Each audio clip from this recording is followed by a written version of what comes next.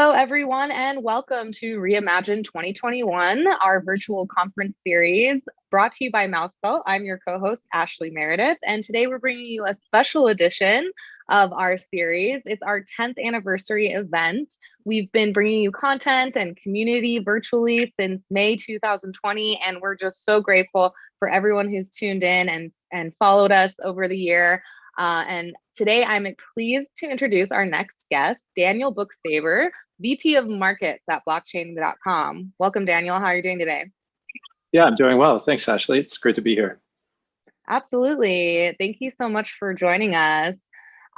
So as you may know, Mousebelt has a robust university program. We interact with students and startups all over the world, and we're always looking for ways to educate them and support them in their entrepreneurial or educational efforts to get in on this exciting new industry of blockchain. So I always like to ask my guests, how did you get into blockchain? What were you doing before? How did you make that career change? And do you have any advice for people who might be thinking about doing the same? Yeah, sure. So maybe a quick kind of background on what I've spent my career doing. So I studied computer science and applied math, and then spent 8 years in hedge funds, mostly doing quant trading, and then got really excited about startups. Went to Silicon Valley and joined a startup called Adapar and spent 7 years there helping build that company.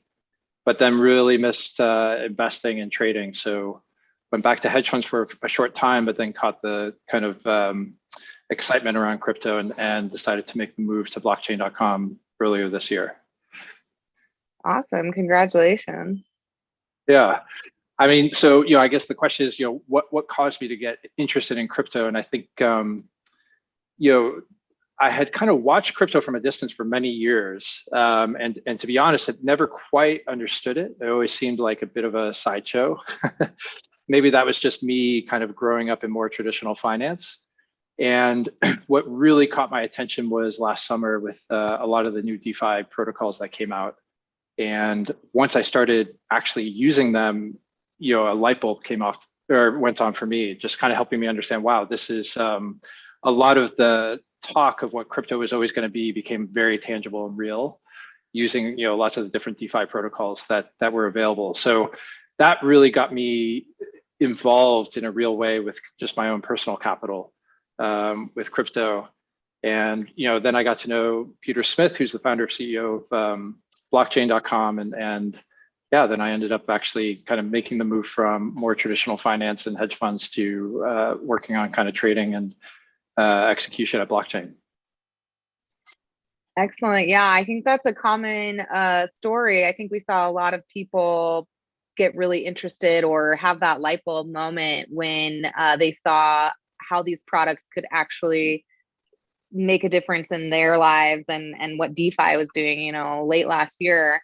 For a lot of students who are getting into blockchain, they might be finance students, but they might not be.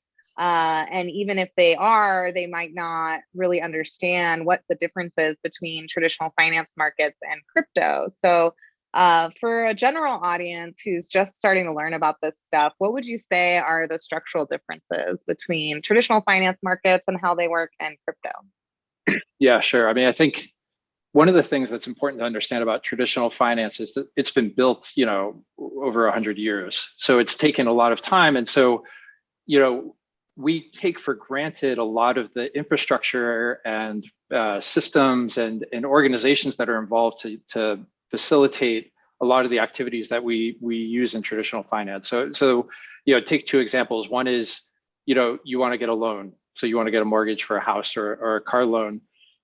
There's been so much work that's been done to make that experience super easy for you. And I think you take for granted a lot of the things that happen behind the scenes to kind of get you that loan. You also take for granted the rate that you pay and who's kind of taking kind of cuts of that, loan, the loan payments that you end up making for the loan. So that's kind of one interesting example.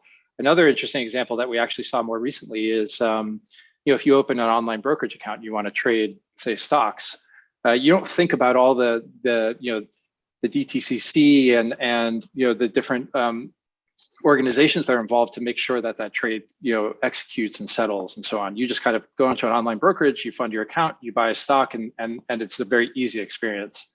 So, that's how traditional finance has been built up. It's been built up through kind of a whole series of institutions that provide all these very specific services. And then ultimately, there are different products that have been built to make it very easy for a consumer to access a loan or to trade, and buy a stock on an online brokerage. So, I think some of the promise of crypto is in some ways trying to rebuild those types of activities, whether it's trading or whether it's lending, but in a way that's much more technology driven as opposed to a lot of financial intermediaries along the way. And so that to me is kind of the fundamental difference between traditional finance and crypto. And I suppose that's kind of when I started using these DeFi protocols, it was so powerful to me that I could take some of my capital and contribute it to a pool for other people to borrow against and receive, a very meaningful interest rate for that, as opposed to when I deposit my cash in my checking account and getting, almost no interest on that capital. So, that I think is kind of the key difference between traditional finance and what crypto has started to really build. And I think what in some ways these DeFi protocols represent are actual products that people can use built on top of a lot of the core infrastructure.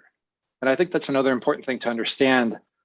Sometimes the analogy I use is with music for some people who who were kind of older, say in the late 90s, early 2000s. They, you might have used like Napster or one of these peer-to-peer file services to say go find music. And I mean, it was an incredible experience because you could go download all of this, music from somebody else's file server, but it was very, very hard to use. And so there's clearly that demand to go access music digitally as opposed to listening to it on a CD. But it both had the issue that it was very hard to use and it was actually illegal. And what it actually took was another 10 years of development to sort out all of the legal issues around licensing that music and to build a really easy user experience that you would get from, say, an application like Spotify or SoundCloud. So I think we're kind of halfway through this process of figuring out what are the actual products that we can build on top of this crypto ecosystem that might make it much more kind of compelling for people on both sides, as well as an important aspect is making sure that it's being done within kind of the regulatory requirements that are also evolving.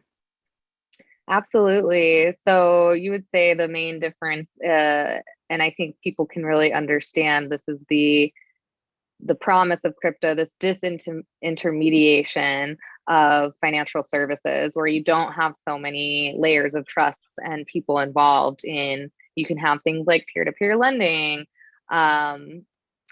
So do you see it being as like a 10 years out thing? How will crypto and traditional finance finally ultimately merge?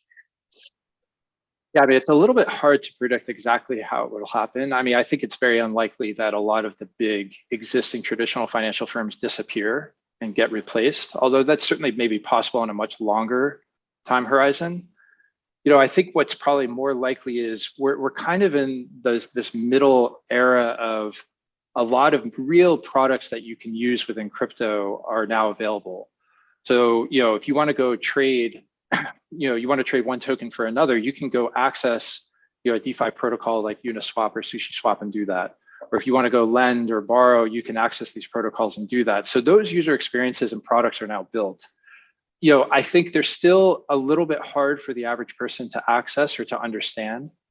So, and, they only live within kind of this crypto ecosystem. So they can only be used for so much. So, I think there's still a lot more work that has to be done to make it much, much easier for someone that is not sophisticated to use them in their daily lives. And, I think it's also very likely that more traditional financial firms actually integrate or incorporate these crypto protocols into the offerings that they have.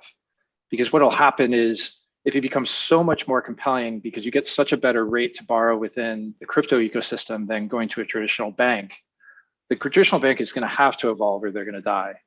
And it's likely that at least some of the more innovative traditional financial firms will find ways to integrate this technology into the products that they already offer to customers. And ultimately what that should result in is better economics for the end consumer, whether that's lower trading fees or better execution or lower interest rates for borrowing or better interest rates for deposits. And I think again, using some analogies from other types of innovative technology from other sectors, I think the internet is a pretty good example of, this has been an evolution over 25 years of e-commerce becoming more and more predominant way in which people buy goods. Now that was available in the late 90s, but it was very nascent. And, if you remember, you would go onto a website and people were concerned about entering their credit card into a website. So when e-commerce first evolved, it was like these very basic problems that had to be solved of how do we securely store a credit card? How do we kind of ship these goods? If there's a problem, how do you handle returns? All of that's now been obviously sorted out. And now we're kind of seeing this continued market share into e-commerce. But what's interesting is, it hasn't completely replaced traditional commerce. People still go to stores and still buy stuff. So I think, this idea that crypto is going to replace everything, perhaps, but that would be in a very, very long distant future. I think what's more realistic is as these protocols mature, as the user experiences become more approachable to the average person, it'll attract more and more people to use them and force traditional financial players to figure out how to incorporate them into the offerings that they provide to customers. Absolutely. And I think you're already seeing it. It seems like almost every day we hear about such and such bank is offering custodial solutions. The really innovative ones are investing heavily into building their own kind of DeFi solutions. Why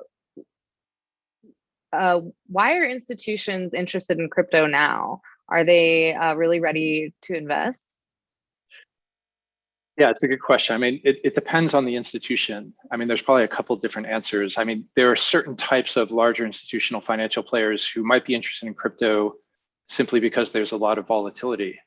So, if they're in the business of investing or trading, there's a lot of markets that are pretty muted right now, and you need volatility to generate returns.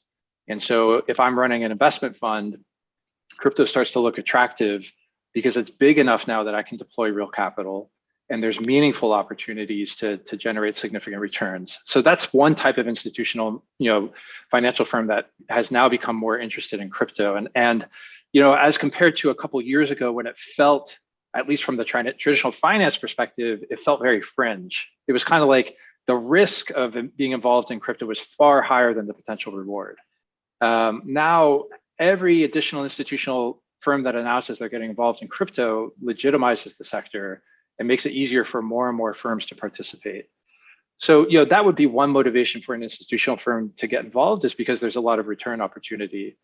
But, I think the other is, like I said, I think these large, institutional firms, they've built huge amounts of processes for compliance and to make sure they're doing the right thing for their customers. And they've built all these systems, and they can't just very quickly integrate or incorporate a crypto, capability into their offering.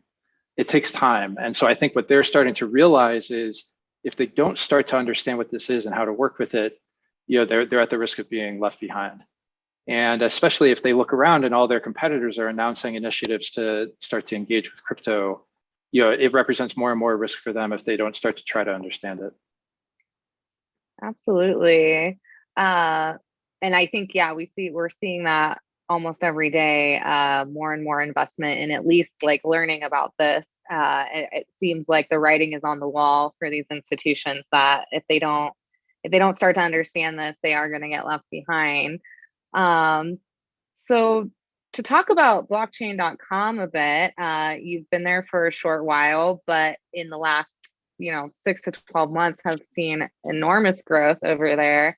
Back when you closed 2 rounds of funding and reported in March that your users had tripled in the last 12 months. How is the company handling that kind of growth? What are the struggles, and what do you see ahead for the rest of the year?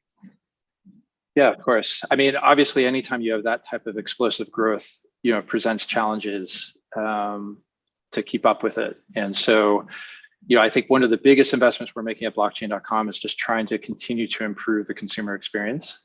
So from the first time a new customer visits the website, how easy is it for them to open an account? How easy is it for them to fund that wallet, to make their first buy of some crypto, to do their first trade on the exchange, and so on. So, some of this is education. I think crypto is still a little bit difficult to understand for the average person. So understanding like, what does it mean to actually hold this crypto? What's the difference between a private wallet versus a custodial wallet? Like there's quite a bit of education that has to be done, as well as to make sure that this person understands what it means to actually hold this.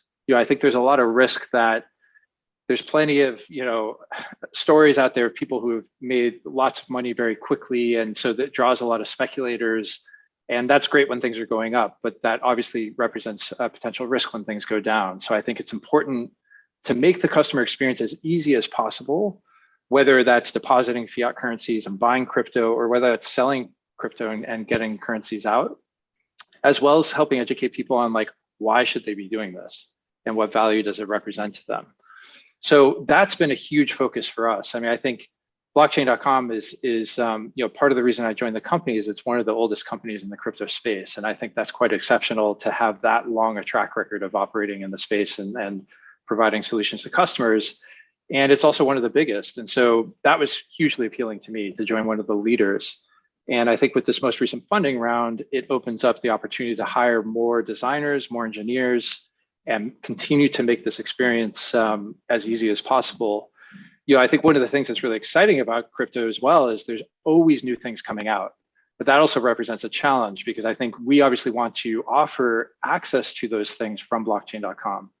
So it means we can't just focus on continuing to improve on what we have. We have to keep building connections and access to all the things that are evolving within crypto, so that our customers continue to use us versus going somewhere else. Absolutely. So you kind of have the goal, I mean, it's even with just the URL, right, of being the kind of one-stop shop for anything blockchain, blockchain.com. What kind of investments are you making in education? Because that's something that we've always thought was really important. Years ago when we launched our engineering shop, we did that because we saw this gap that people were reporting that there was only 5,000 blockchain engineers in the entire world.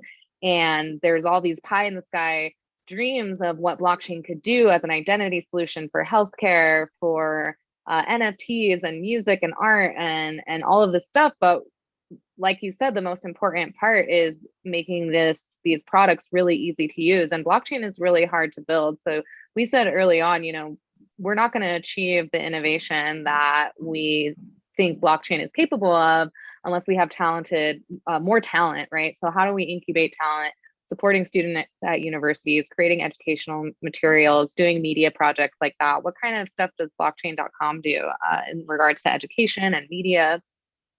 Yeah, well, I mean, you can see what we have available on the website. So I think at our core, what we're trying to do is at least educate on the core kind of principles of what is a blockchain, how does it work? Like I said before, how do you get involved? Because I think there's a huge amount of material out there. So, I don't think we quite have the goal of trying to educate a user on every coin and every project and all the differences, because that would just be an enormous amount of work, and it's already documented in other places. I think what we really try to focus on is helping somebody who's interested in getting involved with crypto, how can they do it safely and securely, and making sure they understand when they open an account with us and have a wallet, how do they use that wallet? Because that's kind of the gateway, and you can only learn so much at a time, and I think the best way to learn within crypto is just to start doing things. And as you do things, you're going to have more questions. It's going to become more real and more tangible. That will cause you to do more research or your own kind of reading to understand, okay, now I want to understand, how does an exchange work? Okay, now I'm going to move my crypto that I have at blockchain from my wallet to an exchange account. Now I'm going to do some trading. And from there, you might say, okay, now I understand trading. Well, what's the difference between a CeFi exchange and a DeFi, liquidity pool? And from there, you may choose to actually move some of your crypto from an exchange to a DeFi protocol and so on. So, I think one of the things that can be somewhat intimidating with crypto is if you just kind of search online, you may find yourself on kind of the deep end of the pool when you haven't quite learned how to swim yet. And so a lot of, I think, what we try to do is make crypto as accessible as possible, as well as as safe as possible. And as people get more expertise and become more proficient in everything that's available in crypto, they may choose to start kind of experimenting with some of the more innovative and newer things that are out there that, you know, sometimes carry a bit more risk because they are so new. And you definitely see, you know, that continuing to happen where there are projects that get launched. There were some issues that they didn't foresee and they end up failing. And I think that's where sometimes crypto can be also a little bit difficult, because you don't see that with banks, right? Like banks are so heavily regulated. You can't just say, well, I'm going to do a startup bank and not really think carefully about these things. And it, you know, the US just doesn't allow that. And so I think that's what you're seeing now a little bit with crypto, is making sure if we want to bring in more and more people, you have to have like at least a safe enough space where, you know, people as they're learning can't, you know, lose a bunch of their money. And then if they choose to actually start to take more risk in some of these newer and innovative things, they do it because they've got enough expertise to kind of understand what they're doing.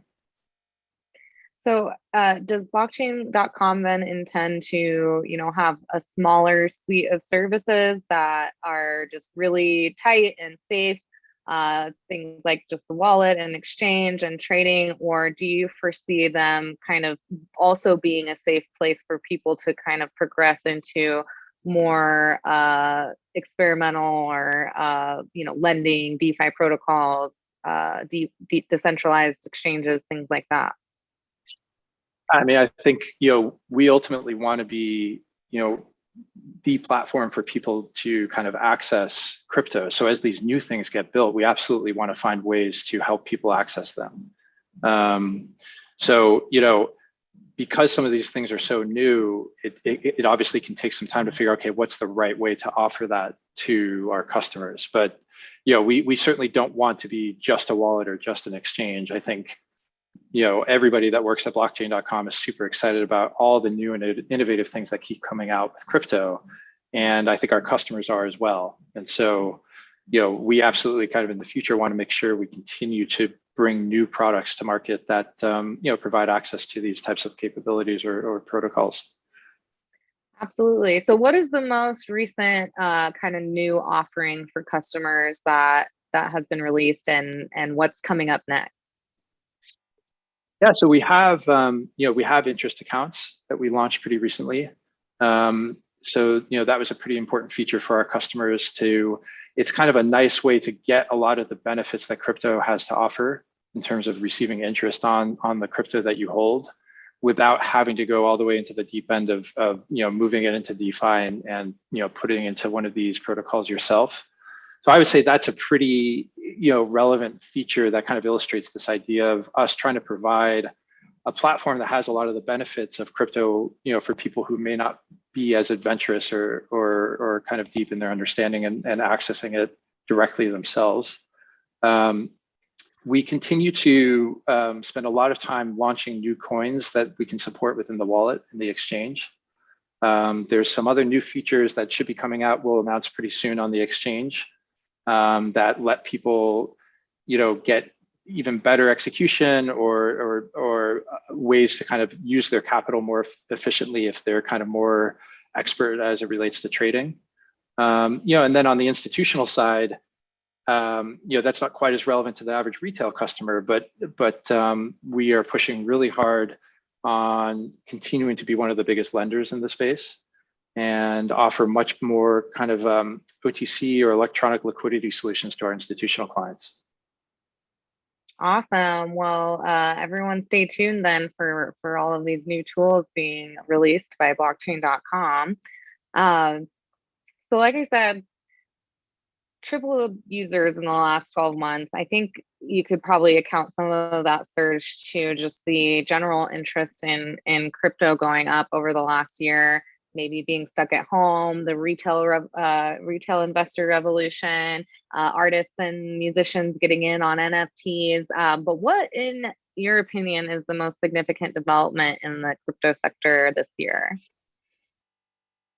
Yeah, I mean, I think, you know, we already talked about DeFi, so that's an obvious one. You mentioned NFTs. I think that represents a pretty interesting development. I think NFTs, you know, again, it feels like one of these things that it's still kind of in this phase of evolution, trying to figure out, okay, what is there beyond some kind of speculation on music or art or that type of thing. So again, I think, you know, that's a good example of the kind of infrastructure is there, but now people have to find better and better products that they can build to solve real problems that people have.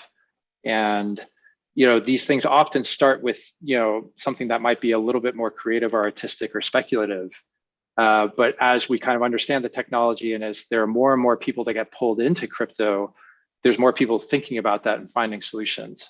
So I think you had mentioned before, there were only 5,000, crypto engineers or blockchain engineers in the world. Increasingly, just speaking personally, most of the smartest product managers or engineers that I've worked with in my career are all going into crypto. So as you pull more and more people into the space, I think they're going to come up with better and better products and solutions that we can't even quite imagine quite yet. I think these are maybe a little bit less relevant to the average retail customer, but I think the other two important things that are coming out this year, in fact, you saw some more headlines yesterday and today on it. I mean, regulation is absolutely coming, and so that's an important development. And it's interesting because I think a lot of people perceive that as, oh no, that will be bad for crypto, but I actually think it's critical that we get clear regulation. I think the fact that the SEC or other regulatory bodies haven't clearly kind of said, okay, this is what you need to do, creates a lot of uncertainty, and it prevents the average consumer who's not super deep on crypto but might be interested from really getting access to it. So I think the regulatory conversation continues to heat up, and I think is important at the very least so that we get the clarity that we need, and ideally comes with like the right level of regulation to protect the consumer. And I think if that's in place, we'll see tens of millions of more people get involved in crypto. So I think that's an important development that's occurring this year.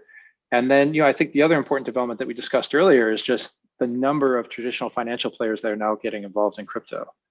And that takes time. And I mean, I think when you look at the DeFi summer that happened last year, that was the result of a lot of engineers and product managers getting involved in 2017.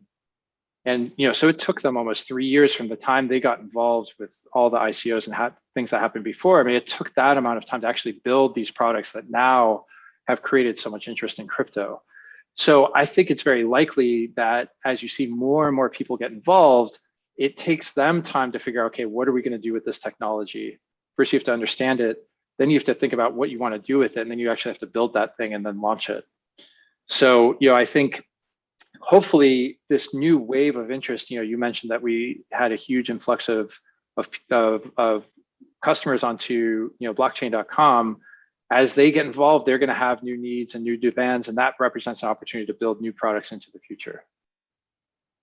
Absolutely. I totally agree about regulation kind of being a good thing, because I think the uncertainty really stifles innovation, because you have startups who end up paying hundreds and thousands of dollars and millions of dollars in legal fees to get opinions from lawyers who are just like, I don't know, you might not get sued. But we can't even tell you for sure because the regulators don't even know what they think yet.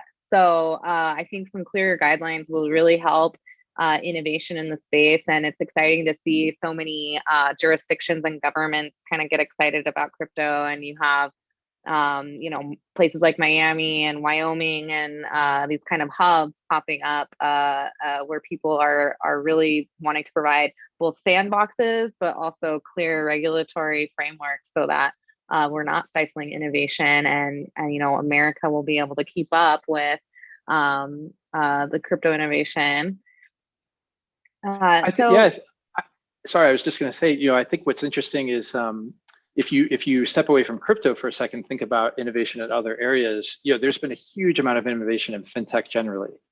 So if you look at the number of startups that are now multi-billion-dollar companies in fintech, I mean, it's just exploded over the last 5 years. And I think part of that is, I think there's been a huge rise in innovation and just the number of unicorns and startup success generally over the last 15 years. I think generally people avoided finance in the beginning and chose to focus on other areas because it was easier. If you wanted to build a fintech startup, you had to likely register as a broker dealer, or you had to register as a bank. Like that's very intimidating. And I think what you saw is maybe a lot of the earlier innovation was in other sectors where you didn't have to deal with that level of regulation. But once Silicon Valley and startups in general got comfortable with, okay, we can actually navigate that, you see a huge amount of fintechs that have emerged, and many of them are now multi-billion-dollar companies.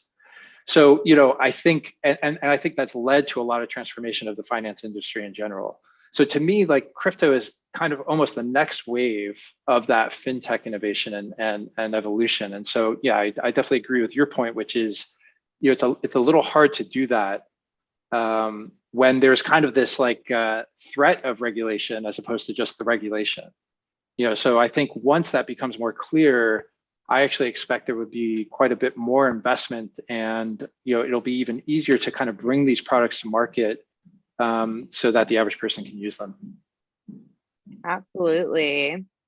So I know you're a finance guy, but do you have any pet like use cases for blockchain kind of outside of the financial services sector? For example, I was a professor in my past life, and I'm really interested in the possibility of, tokenizing learning experiences and educational technology, and just how people can really own, their training and their education, and really prove that, without trusted intermediaries to possible employers or educational institutions. Any blockchain application or use cases that really excite you? Yeah, so I am a finance person. I actually also love music. I've always loved music. So I'm pretty interested in some of the projects out there that are trying to kind of re-engineer how ownership rights of music works and how people get paid for the music that they produce. So one of the projects that I've kind of been watching is Audius, which is kind of trying to figure that out. I think the music industry, I brought up Napster and Spotify earlier. On the one hand, Spotify has been a huge success. It's changed how we listen to music. I'm not sure if you asked the average artist if they felt like Spotify was a big success or not. And when you look at the way in which a typical artist is paid, you want to talk about middlemen. It's pretty disappointing the amount of revenue that gets shared with all of these intermediaries before they finally get paid. So, in kind of the spirit of decentralization and DeFi, I think Audius, is one example of just this a higher level idea of how can you enable, the creative class, whether it's musicians or artists, et cetera, to maintain ownership of the intellectual property they create, distribute it in the way they want to the people who want it, and kind of enable them to get paid better.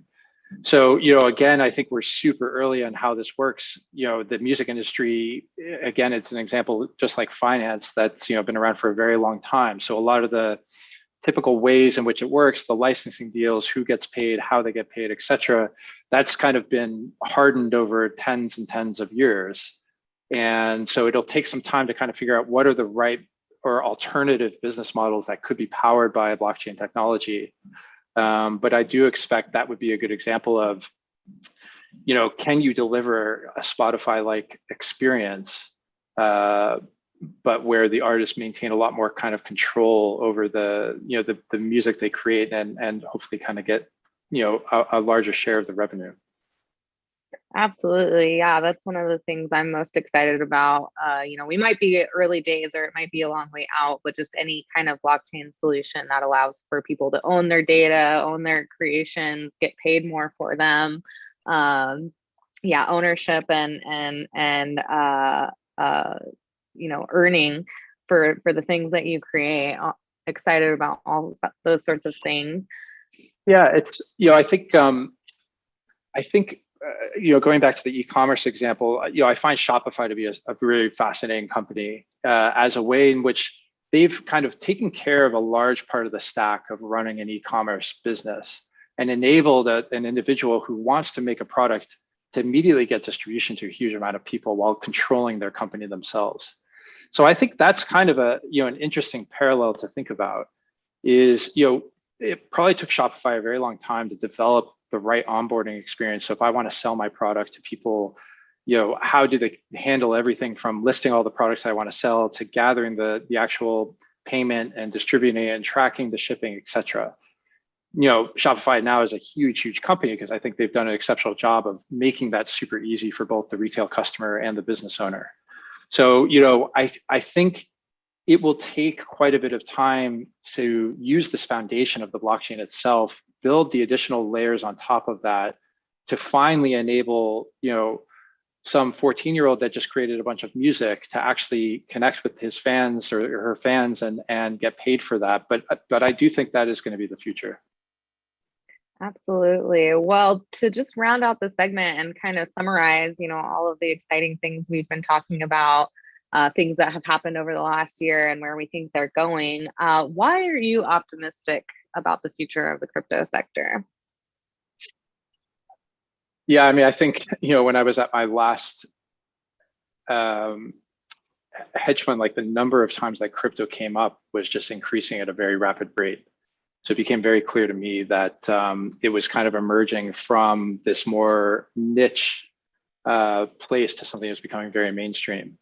I would say, ever since I've joined blockchain.com, I mean, it's just every week I'm pretty impressed by the growth that we have. Like, it's very unusual to see this growth rate maintained week after week after week. So the number of people who are coming and signing up for an account, actually funding it, actually buying some crypto, trading on the exchange, depositing it in interest wallet, et cetera, this is accelerating.